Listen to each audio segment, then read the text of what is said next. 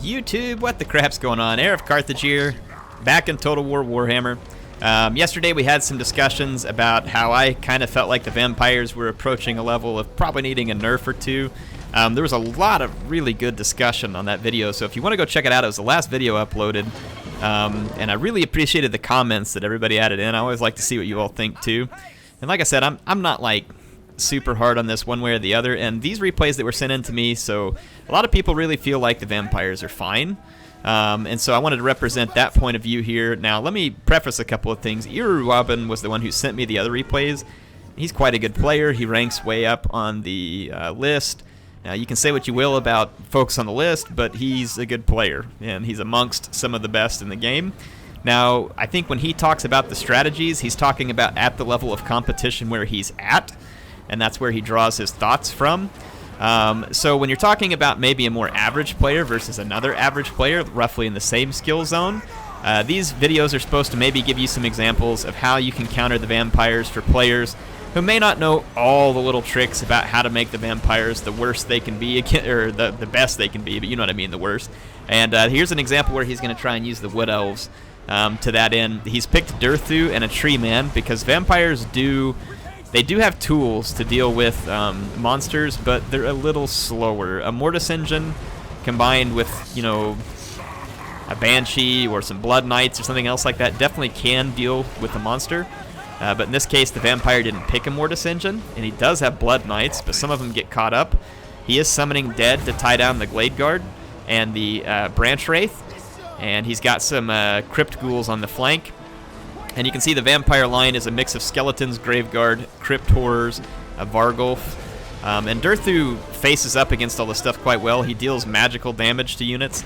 There's a couple of units of Wildwood Rangers in here. They dish some pretty hefty damage against vampire infantry, and also dish some damage against monsters. So the Wood Elf army is meant to go against these monsters. Now you can see the vampires here again. The Blood Knights are taking down Treekin, especially with the support of these Graveguard and Horrors. So the Treekin are suffering badly. The zombies are being used to push everything back over here. The Branch Wraith is trying to fight that, and he's also healing using Earthblood. And Durthu with Earthblood is pretty challenging to take down sometimes. You see the Blood Knights back here trying to get to the skirmishers. I'm not even sure the Glade Guard are going to make a huge difference here now, though, because they're being chased by the zombies. So the Blood Knights might be better used to help take out some of these units like a rear charge into the Wildwood Rangers, but you can see that Durthu's racking up the kills, and there's not much the vampires can do about him in the center without the help of the Blood Knights, who are still kind of struggling to break through the flank. The Corpse Cart with the Unholy Lodestone is supporting all these units, and they're giving them some pretty significant melee buffs, but they're under fire from the Waystalker and the Glade Guard, and those units are free. Now this cavalry up here has a good opportunity to get down here for the vampires and put an end to both the Waystalker and the archers, so we'll see what happens. This Tree Man is still alive though, so that's going to be a challenge for the vampires. And then the Blood Knights aren't over here helping to put the beating. I would think that if the Blood Knights combined near the Corpse Cart with the Vargulfs and the Crypt Horrors, they might be able to deal enough damage to the Tree Man to get the job done. But the Branch Wraith is handy here because obviously the Wood Elves can last longer through healing key units. So there's a few Wildwood Rangers and some Eternal Guard trying to put down the Blood Knights. The Waystalker continues to fire in, and the Branch Wraith there, but the archers are dead. The Blood Knights got the archers. You can see Durthu taking some pretty serious damage here, but Vlad is also taking some pretty serious damage because Durthu really dishes it out. And with the Tree Man in there too, Vlad is going to be taking a hefty beating. Hefty beating indeed. And he's not really getting knocked around. Vlad definitely should have fled from there. And, you know, a flying Vampire Lord, this wouldn't work against.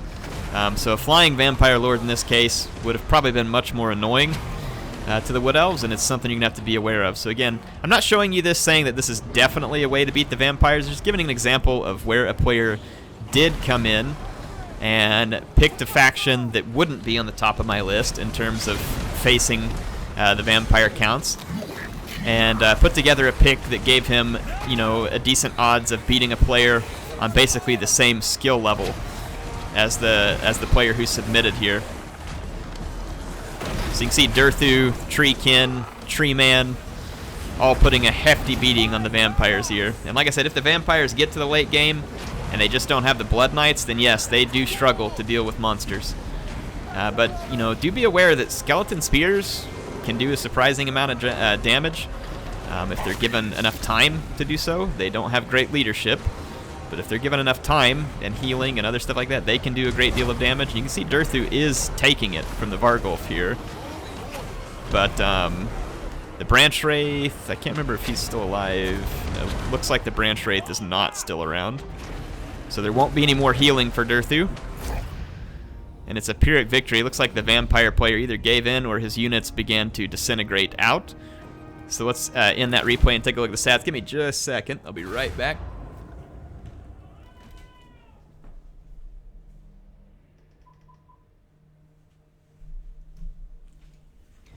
Yeah, sorry about that. I had to turn off a monitor because little air screaming. So yeah, you can see that in this case the Wood Elf build worked. Again, though, I think what Dav was trying to show here is just a couple of strategies he likes, and he admitted, you know, when he sent these in, like, hey, I don't think I'm as good a player as Robin or some of the other guys on the top, but just wanted to give you a couple examples of how I kind of like to fight vampire players that are more on my level. So that's why I wanted to show you these. Figured they would be interesting. Here's going to be one with the Greenskins. This time there is a Mortis engine. And you'll remember that there was a conversation that Robin had about bringing Graveguard instead of just using skeletons and Crypt Horrors. And this is going to be an interesting demonstration here because there's a lot of people that, and I'm not saying one person's definitely right or definitely wrong, but I can see the merit in what he's saying, because if you think about it, these Graveguard cost almost the same as a Crypt Horror, and you know it's easier to get the damage out with the Crypt Horrors. You know it. So the Greenskins here have a mix of Savage Orcs, Black Orcs. There's 2 Giants supporting Grimgor Ironhide, and I like that there's a Night Gobbo Shaman because he can basically stop the vampires from regenerating their Winds of Magic. So if you were to come into a battle where the Winds of Magic started low, then the vampires are going to be very challenged in order to actually get enough magic to be effective. The Wolf Rider Archers can be very annoying for stuff like Blood Knights, helping keep them busy, keep them out of the way. Now, you do have to be careful. Warhammer's an interesting game. These Wolf Rider Archers are much faster than the Blood Knights, but the charge speed on this game is pretty significant, and you've really got to keep your distance sometimes because certain units will close the gap that you don't expect to. Now, the Vampire Lord is the Red Duke on Dragon. The Dragon is probably overkill because the only flyer really that the vampires can field is Azag, and we've seen how he can be potentially dangerous. So I would think, though, the Dragon's a bit of overkill, but who knows? Whatever he wants. It's just extra money, again, that I think can take away from other vampire units you can use. Now, there's 2 Blood Knights here and a Mortis engine, which we both know are helpful for dealing with giants. So let's see how it works. Like I said, a couple units of Savage Orcs here. Now, Savage Orcs will rip apart skeletons. So an easy matchup there. The problem with Savage Orcs, though, is if their leadership gets low, they lose that immune to psychology, and they can rout in a big, big hurry. Now, the Warlords boys, Night Goblins here. Interesting pick. This is not the unbreakable one. Giants are good at tearing up vampire infantry. They're not going to be fantastic against Crypt Horrors. Let's see here. The Red Duke is going to charge Grimgor. And if he cycle charges, the Red Duke will do really well here. If he stays in the fight, Grimgor will do all right. And then if a Giant joins the fight, then the Red Duke is going to really take a beating here. So yeah, that's definitely a fight that the Red Duke doesn't want to be a part of. So you can see that the Giant's supporting the Red Duke. Now here comes the Blood Knights. Let's see if the Giant can stay alive. Mortis engine is not really coming behind the lines, but even just sitting here, it's ripping hit points off of these Black Orcs at an alarming pace. The Giant looks like he's got it in his eyes. Now, a Giant can't catch the Claw of Nagash, so you would have to rely on your opponent not micromanaging this. And you can see the Wolf Rider Archers pulling up at the same time. And a rear charge here from the Blood Knights into the Black Orcs. Again, you would think those Blood Knights want to get rid of the Giants, but maybe they're trying to get rid of the support units first, and they do manage to get rid of one Black Orc with the Dragon and the Blood Knight charge. Grimgor is just over here fighting away. He's pretty good. He can steamroll a lot of vampires. The Mortis Engine there easily escaping. And if it just parks itself in the right position, it can just start to pull away hit points. Now, it's slower to pull away hit points on single unit models, but it can still do it, and it slows them down.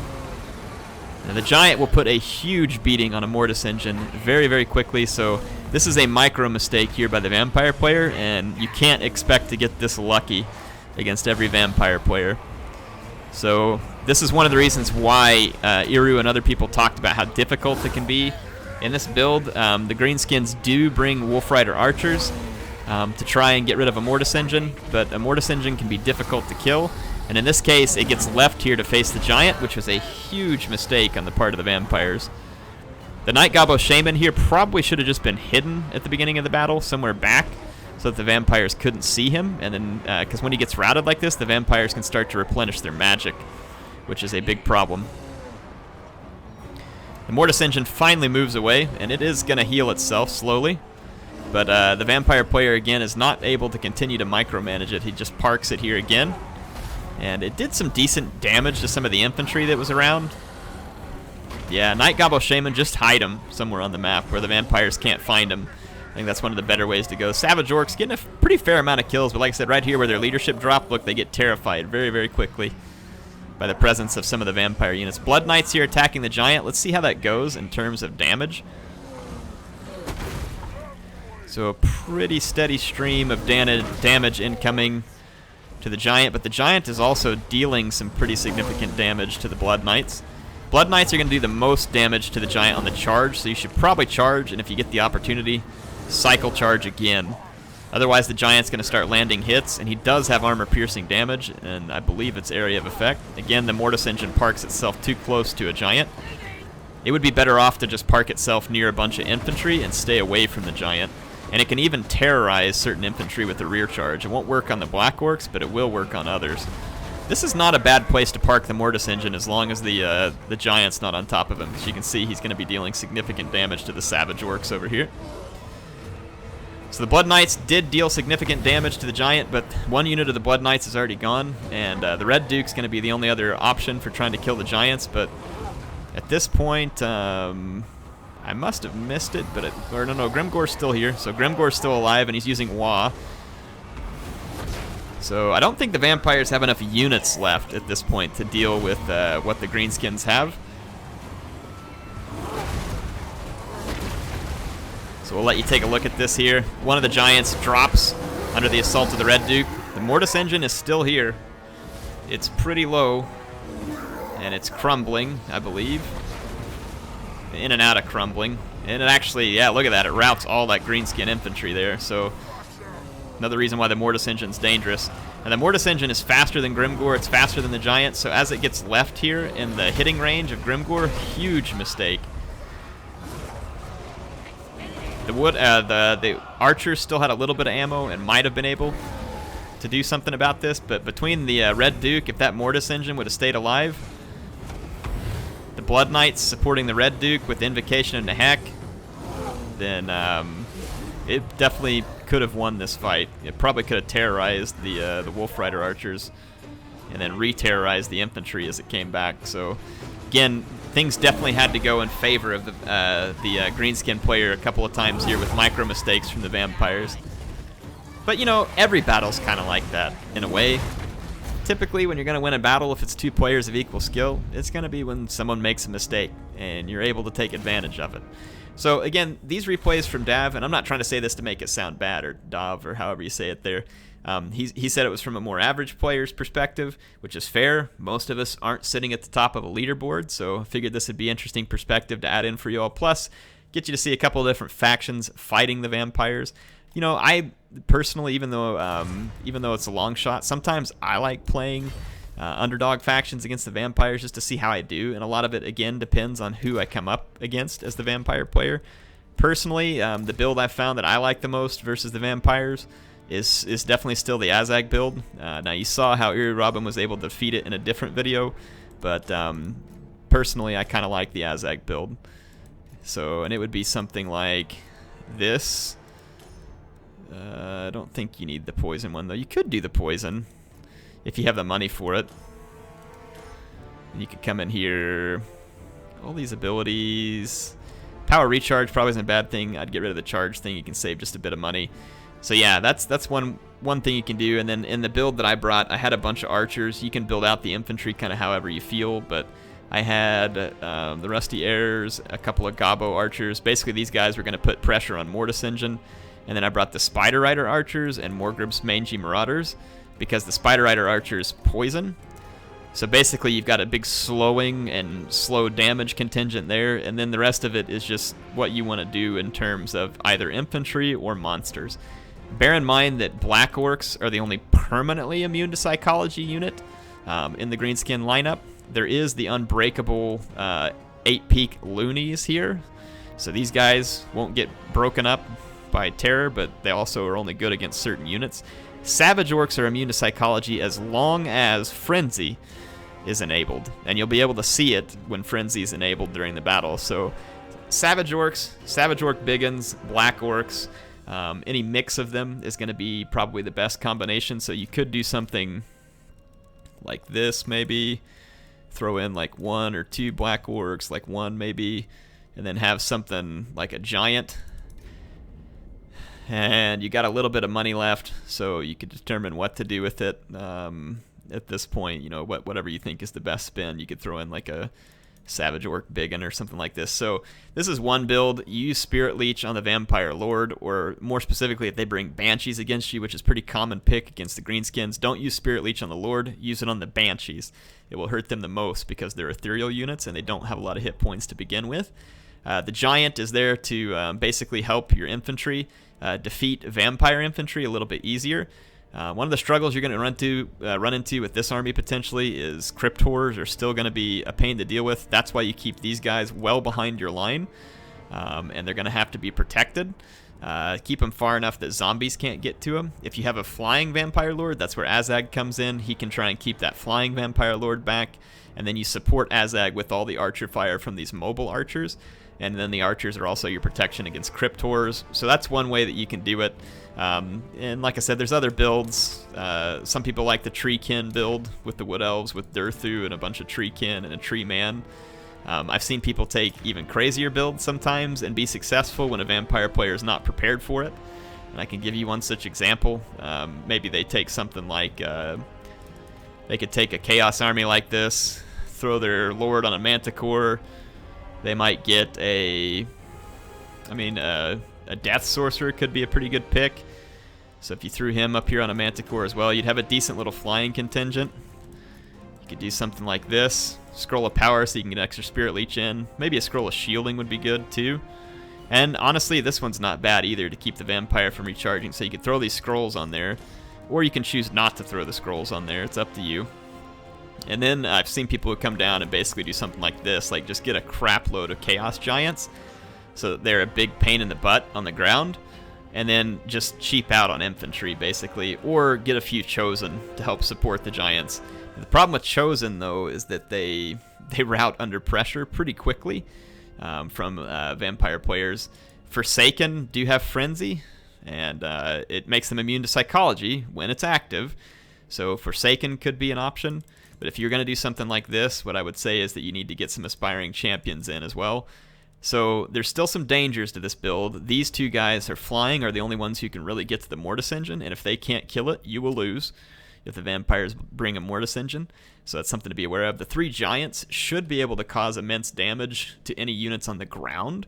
So, I mean, like I said, these are crazy options that you can go to, and 3 giants means that the vampires now have to deal with 2 fairly good flyers. One that can Spirit Leech Banshees or Lords, or Mortis Engines or whatever. So 2 pretty good flyers. And the Fate of Buna can really help cut down Blood Knights in the right scenario. But bear in mind that really the only way to deal with Blood Knights in this particular army is to gang up on them with the Chaos Giants.